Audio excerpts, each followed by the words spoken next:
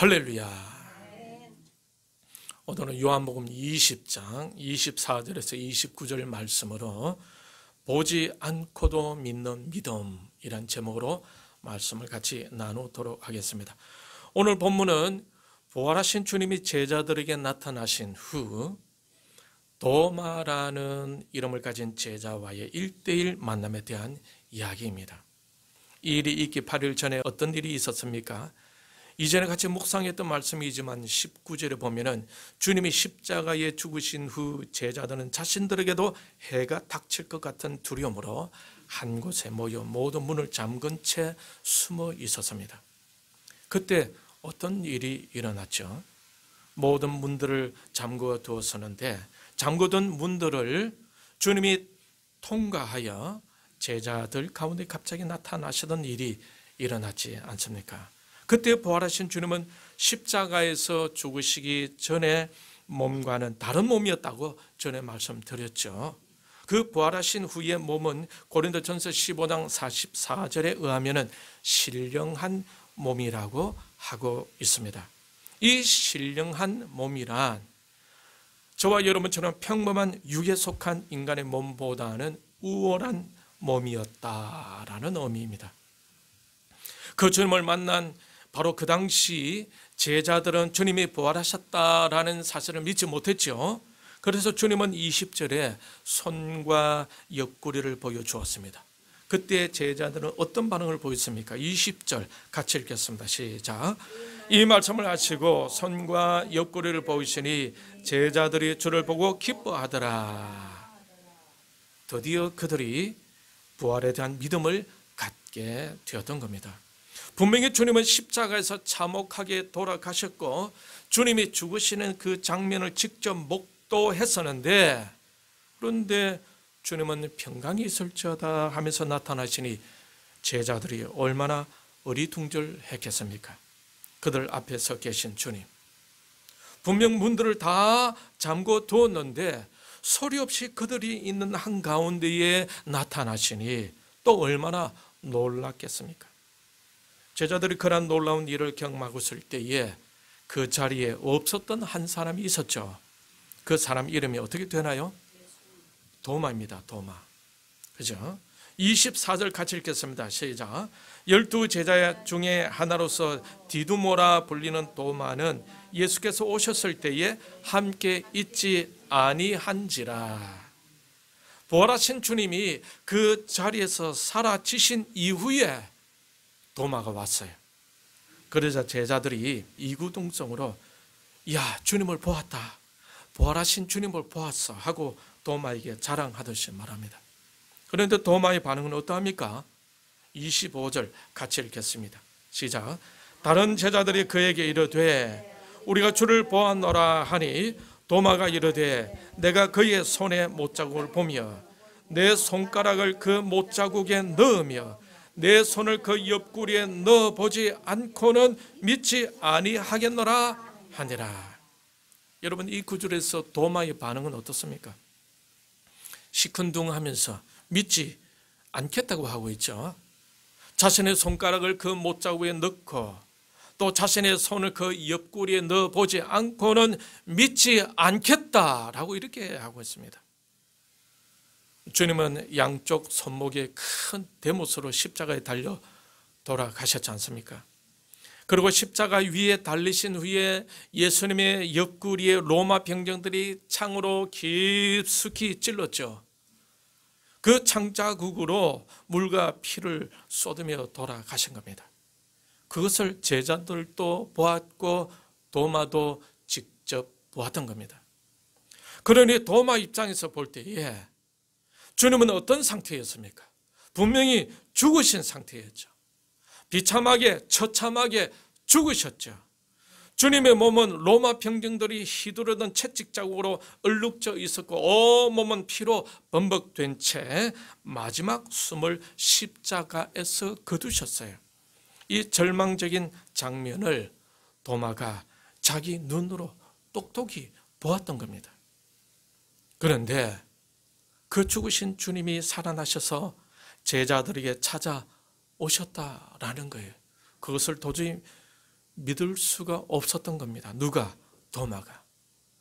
사실 이때까지만 해도 도마는 다시 살아나리라 라고 하신 주님의 그 말씀을 기억도 못하고 있었겠죠. 믿지 못하고 있었던 겁니다. 이 도마의 믿음 상태는 바로 8일 전에 제자들이 예수님을 만나기 전의 상태와 똑같습니다. 제자들도 그랬지 않습니까? 여러분 9절을 같이 읽겠습니다. 9절 시작. 그들은 성경에 그가 죽은 자 가운데서 다시 살아나야 하리라 하신 말씀을 아직 알지 못하더라. 이와 같이 죽은 자 가운데서 다시 살아나야 하리라는 이 말씀은 십자가의 형장으로 가시기 전에 주님이 제자들에게 직접 하신 말씀입니다. 마태복음 16장 21절, 17장 23절, 20장 19절에서 볼 수가 있어요. 그러면 그 중에 마태복음 17장 23절을 같이 읽도록 하겠습니다. 다 찾았습니까? 예, 같이 읽겠습니다. 죽임을 당하고 제3일에 살아나리라 하시니 제자들이 매우 근심하더라. 주님은 죽으셨다가 3일 만에 다시 살아나실 것을 말씀하시는데 제자들은 슬픔과 함께 절망에 이르게 됩니다. 주님은 다시 살아나실 것을 말씀하시지만 그들은 오직 주님이 죽으셨다라는 것에만 관심을 갖고 있어요. 그 마음 상태를 우리는 매우 근심하더라라는 이 말씀을 통해 충분히 이해할 수가 있습니다. 그들은 주님의 죽으심에만 집중하고 있죠. 다시 살아나겠다라는 주님의 말씀에는 전혀 마음에 두고 있지 아니함을 알 수가 있습니다. 오늘 본문은 주님이 죽으시고 살아나신 이후의 일입니다. 8일 전에는 도마와 같은 마음을 가졌던 제자들이 주님을 만나게 되었고 그러면서 다시 살아나신 주님을 본 후에 그들은 주님이 하신 말씀 다시 살아나겠다는 주님의 그 말씀의 의미를 충분히 이해하게 되었을 것입니다. 그런데 지금 도마도 동일한 과정을 걷고 있는 거죠. 도마도 주님이 죽으셨다는 것 자신이 분명히 목격했던 주님의 그 죽음의 현장을 기억하고 있으니 주님은 죽으셨어요. 더 이상 이 세상에 존재하지 않는다는 자신의 생각은 이제 신념과 같이 굳어져 버린 것입니다. 죽었다가 다시 살아난다는 것은 인간적으로는 상상할 수가 없는 것이 아니겠습니까? 그래서 자신의 손가락으로 그 못자국과 옆구리에 넣어보지 않고는 믿지 않겠다라고 이렇게 한 거예요. 여러분, 이 당시에 함께 모인 제자들 사이에는 분명히 두 가지의 믿음이 존재하고 있습니다. 하나는 어떤 것입니까? 부활하신 주님을 직접 만난 제자들의 믿음이고, 또 다른 하나는 그 주님을 아직 만나지 못한 도마의 믿음입니다. 이 두 가지 믿음에는 엄연한 차이가 있습니다. 이 두 가지 믿음이 어떻게 다른 것입니까? 사실 어떤 것을 신뢰하고 믿는다라는 것은 같은 것입니다. 그런데 무엇이 다릅니까? 무엇을 믿느냐? 그 믿음의 대상이 다르다라는 거예요. 다른 제자들은 주님이 부활하신 것을 믿고 있었죠. 그동안 제자들도 예수님의 부활에 대해서 기대하고 있지 않았지만 그러나 그들은 부활하신 예수님을 직접 만나게 되면서 주님의 부활을 확실히 믿게 되었고, 이전에 주님이 하신 말씀 3일 만에 다시 살아나리라고 하신 말씀이 바로 이것을 말하는 것이구나 라고 깨닫게 되었던 것입니다. 그런데 아직 부활하신 주님을 만나지 못한 도마의 경우는 어떤 믿음을 가지고 있습니까? 주님을 만나기 전 다른 제자들이 가지고 있었던 그러한 믿음을 여전히 가지고 있습니다. 그것은 어떤 믿음입니까? 자신이 보고 자신이 확신하던 것에 대한 믿음이죠. 좀 더 구체적으로 어떤 믿음입니까? 주님이 죽으셨다라는 자신의 생각을 믿는 믿음입니다. 결국 지금 도마의 믿음은 부활하신 주님을 만나기 전에 다른 제자들의 믿음과 같이 어떤 믿음입니까? 자기가 본 것을 믿는 믿음, 자기가 확신하고 있는 것에 대한 믿음입니다. 주님이 살아나겠다고 하신 말씀에 대한 믿음은 아닌 거죠. 자신이 본 것을 믿고 있었습니다. 무엇을 보았습니까? 주님이 죽으신 것을 보았어요. 그래서 주님이 죽으셨다라는 사실을 믿고 있었다라는 겁니다. 여러분 어떻습니까? 동일한 시간, 동일한 장소에 이와 같은 두 가지 믿음이 존재할 수 있다라는 거예요. 다른 제자들의 믿음은 죽음에서 다시 살아나겠다고 하시는 그 말씀이 바로 이런 것이구나 라는 부활하신 주님을 경험한 믿음이고, 도마의 믿음은 자신의 생각으로 정리된, 자신의 경험에 근거하여 신념화된 도마 자신의 생각을 믿고 있었던 겁니다. 여러분, 우리의 믿음은 자신의 생각과 자신의 경험 속에 머물러 있으면 될까요? 안 될까요? 안 되겠죠. 지난주의 말씀처럼 신명기 1장 20절 21절에서 하나님께서 명령하신 말씀을 모세는 이렇게 전했습니다. 우리 같이 찾아보겠습니다. 찾았습니까? 같이 읽겠습니다. 내가 너희에게 이르기를 우리 하나님 여호와께서 우리에게 주신 아모리 족속의 산지에 너희가 이르렀나니 너희의 하나님 여호와께서 이 땅을 너희 앞에 두셔선자 너희 조상의 하나님 여호와께서 너희에게 이르신 대로 올라가서 차지하라. 두려워하지 말라. 주저하지 말라. 분명히 하나님께서 명령하신 말씀을 모세는 전하고 있죠. 하나님께서 그 땅을 이미 이스라엘 백성들에게 주셨다라고 말입니다. 그러므로 올라가서 차지해라고 하고 있습니다. 두려워하지 말라. 주저하지 말라고 명령하고 있습니다. 그런데 이 말을 들은 이스라엘 백성들은 어떻게 했습니까? 26절, 신명기 1장 26절 같이 읽겠습니다. 그러나 너희가 올라가기를 원하지 아니하고 너희의 하나님 여호와의 명령을 거역하여 장막 중에서 원망하여 이르기를 여호와께서 우리를 미워하심으로 아모리 족속의 손에 넘겨 멸하시려고 우리를 애굽 땅에서 인도하여 내셨도다. 이런 이스라엘 백성들을 신명기 1장 32절은 어떻게 표현하고 있습니까? 같이 읽겠습니다. 32절 시작. 이일에 너희가 너희의 하나님 여호와를 믿지 아니하였도다. 이스라엘 백성들이 무엇을 믿지 아니하였고 무엇을 믿고 있었습니까? 하나님께서 그 땅을 주시겠다는 말씀은 믿지 아니하고 무엇을 믿었습니까? 정탐하고 돌아온 정탐꾼들의 부정적인 말을 믿게 되었다라는 겁니다. 12 정탐꾼들을 뺀 다른 백성들은 그 땅을 직접 보지 못했습니다. 그런데 그 12명의 정탐꾼들의 말을 듣고 믿게 되었던 거죠. 그 중에서도 두 사람, 여호수아와 갈렙은 하나님이 주신 땅이니 올라가면 하나님이 주실 것이다 라고 이렇게 하고 있지만 나머지 10사람은 아니다, 가면 죽는다.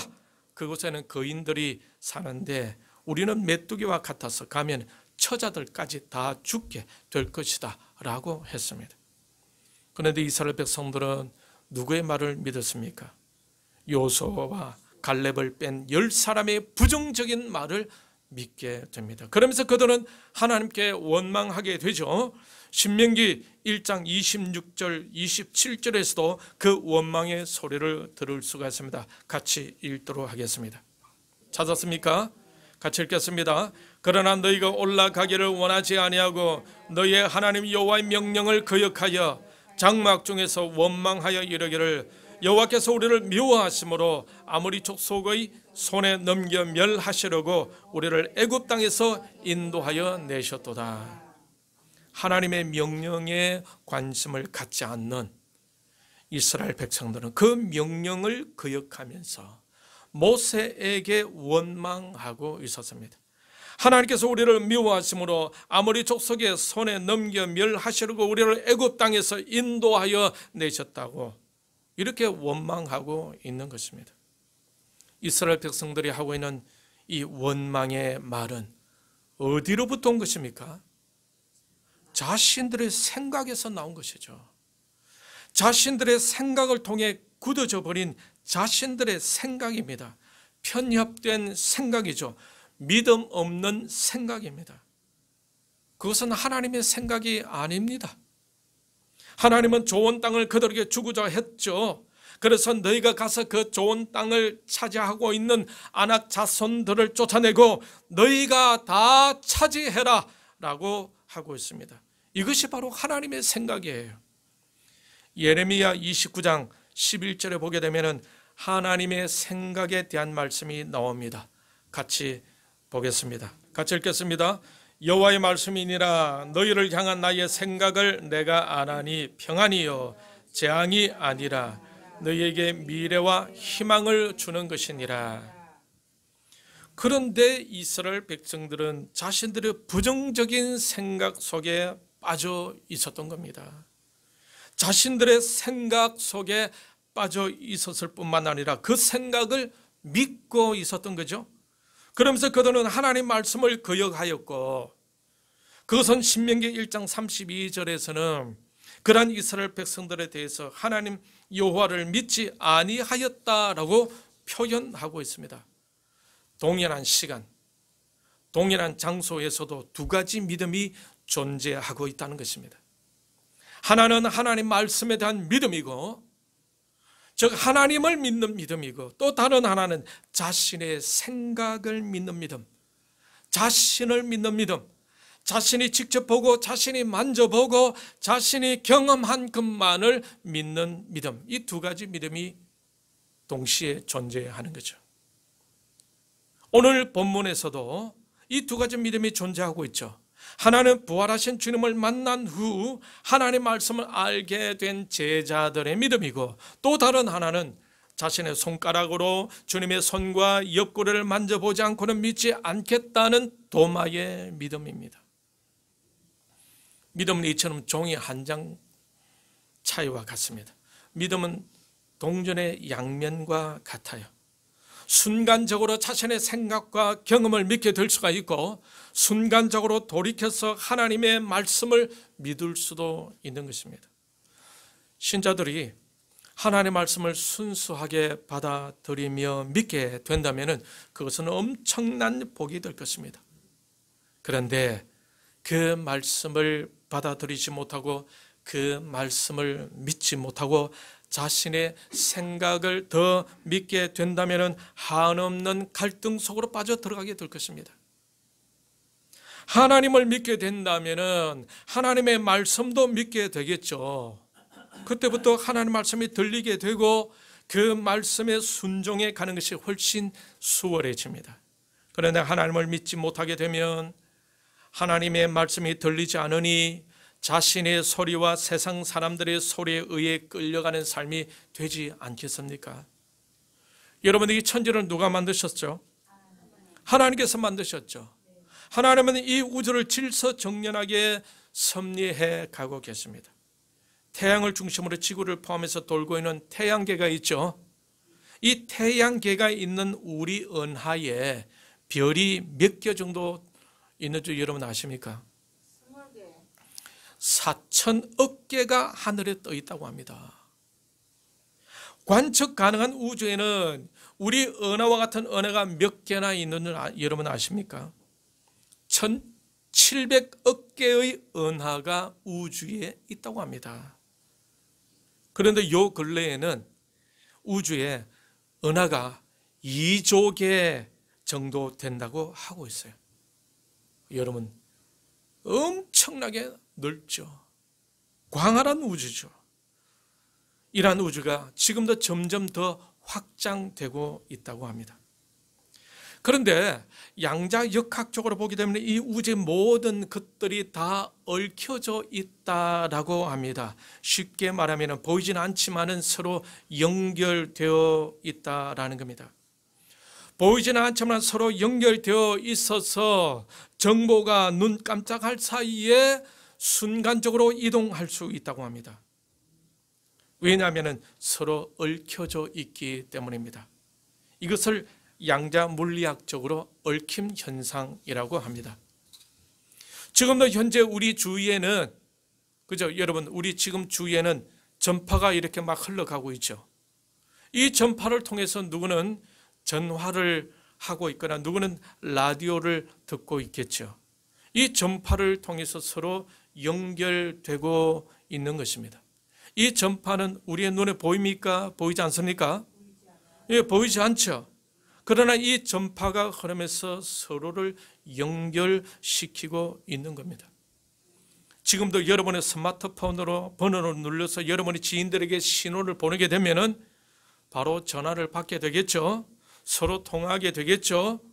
공중에 흐르고 있는 이 전파를 이용해서 우리가 연결되는 것입니다. 눈에는 보이지 않지만 관심만 가지고 행동하게 되면 서로 다 연결된다라는 거예요. 창세기 1장에 보게 되면 하나님은 인간을 만드실 때에 하나님 형상과 모양으로 만드셨다라고 이렇게 말씀하고 있습니다. 이 말씀은 어떤 말씀이냐?